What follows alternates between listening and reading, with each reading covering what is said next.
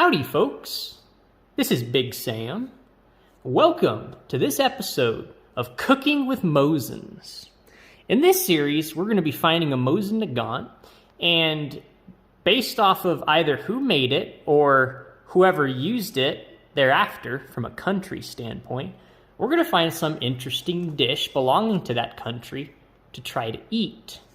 Now, today's Mosin we're cooking with is a Russian 9130 rifle. This one was made by the Tula factory in 1943. So, naturally, we need something Russian to eat. And what we have here today, I'm pretty excited about this, are Doshirak noodles. We can see here, Doshirak noodles. And I was actually really surprised you can get this in America.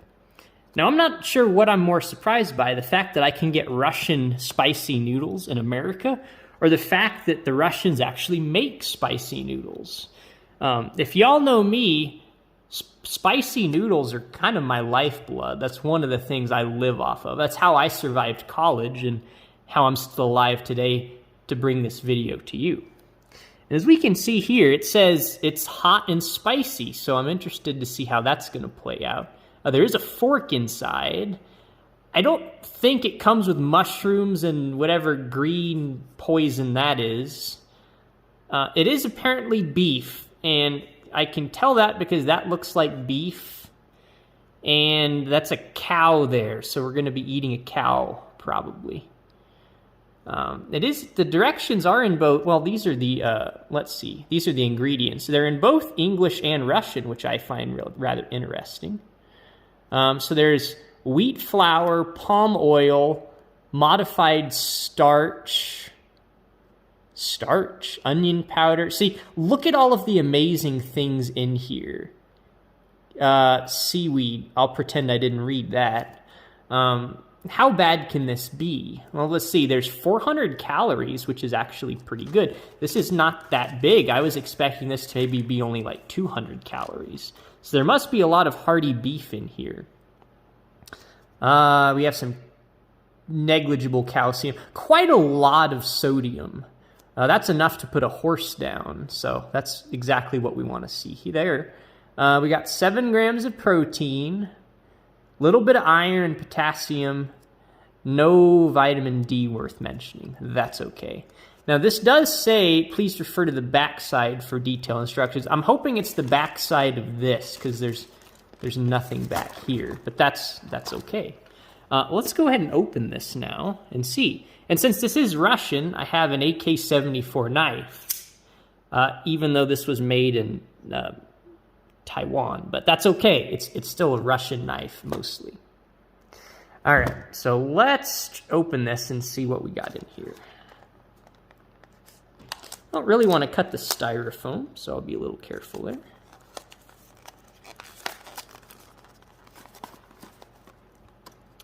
Probably should close that as well. All right, let's see what we got here. Come on, baby. See what we got in our Doshirak noodles.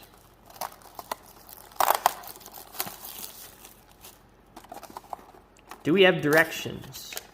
We do! I'm a man, so I don't need that. Okay. Let's see what's in here. Okay. I've got a fork. That's a tiny fork. That's better than nothing, though. See, here in America, most noodle things, bowls, whatever you want to call them, that we get don't have things like this, so this is really good. I'm glad to see this. All right, next we've got, is that Japanese? I don't know, maybe you can tell me what language this is in here. I don't know if that's Korean. I don't think that's Chinese. That's not Chinese. Maybe it's North Korean. Okay, well that's good. Then we got some dried vegetables, rich in veggies, elastic noodles. See, I have elasticated pants, but I didn't know you could elasticate noodles. That's exciting. Okay, well, let's smell it. Smells good. You always got to try a little bit here. Let's see what this tastes like.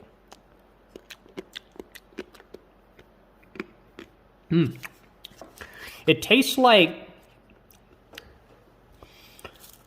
homegrown noodles over a dead cow in the northern Ural Mountains. That tastes exactly like I would expect it and want it to. That's good. Okay. Okay. So I think our next step is, generally you put these in before you cook it and this in after you cook it. So I think what I'm going to do here is go ahead and just add this, because we'll just try to add it before. And then what we're going to do is we're going to boil some water, and then we're going to pour it in here, and then we're going to try it. So first thing is I'm going to open this guy here and pour some of this in here. I'm not sure if I'm brave enough to add the vegetables. So I think this time I'll add a few. I'm not gonna add all of them, because if y'all know me, I'm not a big veggie eater. They don't call me Veggie Sam, they call me Big Sam. All right, let's smell that. Oh yeah, that smells like beef. That's actually quite nice. Quite nice indeed. All right, now our vegetables. Let's see what the damage is in here. I like peppers, but if it's like cauliflowers or, I don't know, what are we thinking here, guys? What are we thinking? I don't know what this is. Does it smell? I'll add a little bit. I'm not very adventurous when it comes to cuisine, so this requires a little bit of bravery on my part. I'm gonna say that's fine. That's fine. That's at least a week's worth of veggies for Big Sam. All right, so now what we're gonna do is boil some water. All right, I got my water going in here. These are fantastic. It's sort of like an electricated teapot. It's magic. You just put water in here, flick the switch, and after a few minutes, your water starts boiling. Oh, baby. She's a-boiling now. That is what I'm talking about. Let's go ahead and get some boiling water in our noodles here. And then I think we're supposed to wait 3 minutes, but who cares about the directions? We'll wait 3-ish minutes, and then we'll go ahead and eat this. So let's get some water in here. All right, so we got our water. Now let's go ahead and get our lid on here. I don't want to spill my vegetables. That would be bad. I might have to eat them if I spill them. Okay. Good deal. I'm just going to cover that. We'll say 3-ish minutes. That's fine. Okay. Now, while we wait for this to cook, let's take a closer look at our Mosin we're cooking with today. Now, as I mentioned before, this is a Russian one, made in 1943. And this one's actually an ex-sniper. And we can see that here, if I get my zoom working right. There we go. See these weird looking like little holes? The metal almost looks porous right here. Well, that's because there used to be holes cut here for the Kochetov scope mount, because this used to be a PU sniper. And the Kochetov would mount here.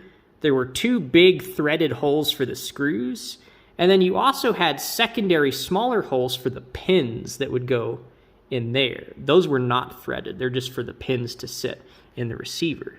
And we can see here that those have now been welded in. They were filled and then welded. And so then this was then on used as a regular infantry rifle. This rifle also has very interesting import marking. Let's see if we can get a closer look at that. It says, there's the importer serial number. Then it says USSR 9130, 762 by 54R, LAI, Albion, New York. This is a weird import marking. I haven't really seen too many like this, so that's interesting. And then if we take a look here, the barrel shank, see that it looks like a C and an H right there?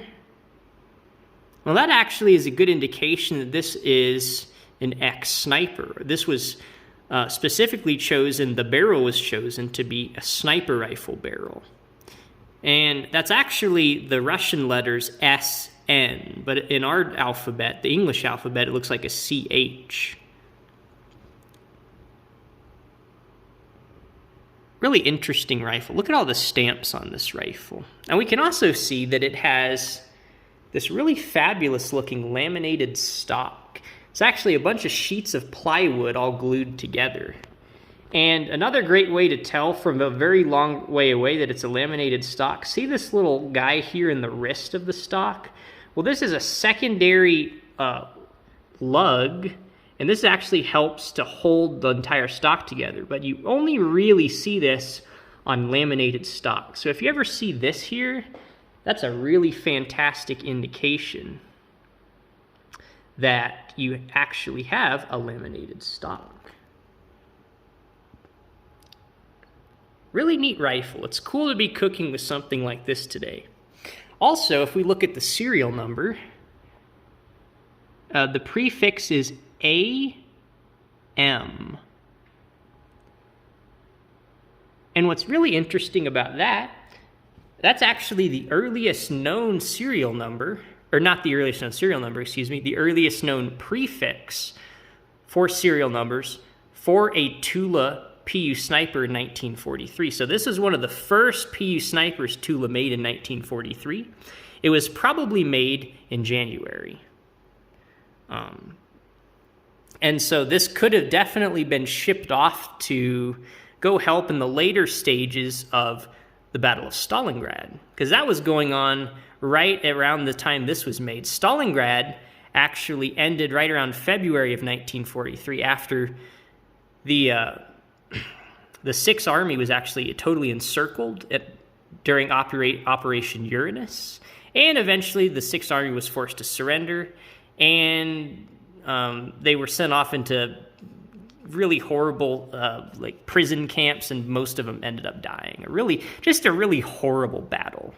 It wasn't good, especially for the Germans. It didn't go well for really anybody. So a really neat rifle that we can take a look at here. But what about our noodles? Well, they've been cooking for long enough. Let's take this off and see what we have here. Oh, that doesn't look too bad. Well, let's take the smell. Does it pass the Big Sam smell test? It actually does. All right. Well, I'm kind of a picky eater, excuse me, but the time is inevitable. Let's go ahead and try this, see if it's edible. All right, now I'm going to go ahead and use this fork. This is a very manly fork.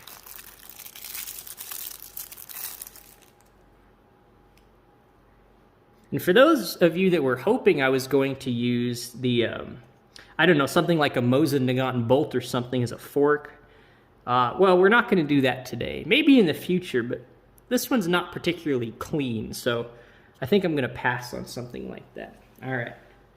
Stir this around a little bit here. The fork isn't very long, so it's kind of hard to even get many noodles on here. I feel like this would take a while to eat just because of the fork, but that's okay. All right.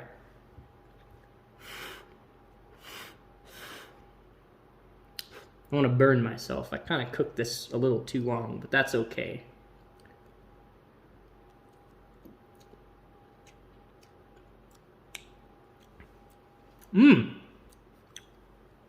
That's not bad. It kind of has a nice, mild, meaty flavor to it. It's not really overwhelming. It doesn't taste like, horrible vegetables or anything like that, because y'all know I don't like those. Now, how does this compare with something like ramen noodles? Let me take another bite and we'll see.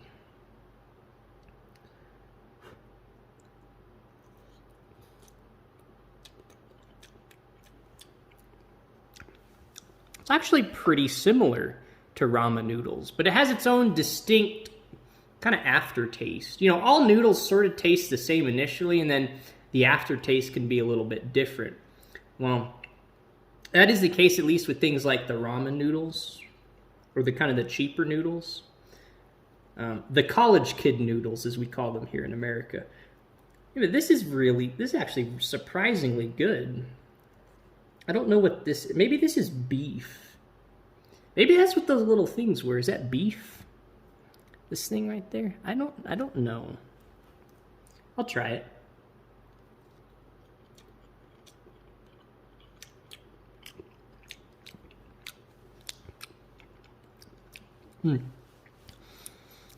Doesn't really taste like anything. And if you're Big Sam, that's actually a good thing, because if you're a picky eater like me, you need nutrition. And if it doesn't have too much of a taste, even if it's just sort of kind of okay, but nothing hardcore, that's actually really good. That means I can actually eat it. Whereas if it has just like a overwhelmingly bad taste, I'm just going to pass. Let's have another bite here. Let me get some carrots in here. Oh yeah.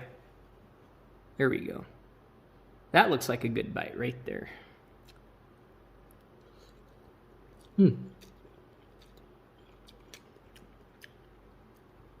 That is extremely hot. But you know what? This is pretty good. Let's have some more.